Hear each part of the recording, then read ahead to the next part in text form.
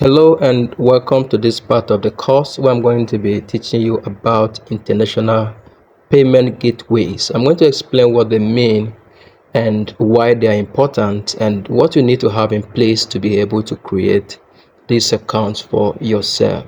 Alright, so you may be asking, what are international payment gateways? Simply, and these are ways that we use to be able to collect payment internationally, even though we don't live in certain countries. For instance, you can live in Nigeria and still be able to have a UK or a United States bank account that you'll be able to do transactions all over the world and collect your payment right here in Nigeria. So now here's why we need this international payment gateway to be able to collect our payment. When you sign up on Amazon, they do not give you an option to put in your own country's bank account, especially if you are from the third world countries.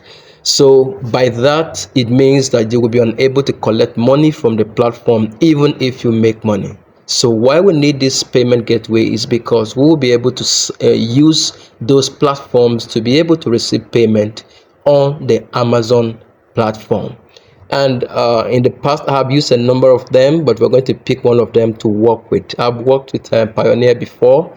I've used it to collect payment on the Amazon platform, but at some point, they were getting more difficult to handle. Their charges became very high, and then that was when geegpay came into place. So I lost onto geegpay. As within that same time, we also had grey.co, which I also tested. So I've used grey.co, I've used geegpay. So all this platform allows us to receive payment from Amazon without issues. And the good part about geegpay and grey.co is that you're able to collect your money and then also exchange it at the black market rate. So that's a good part of it.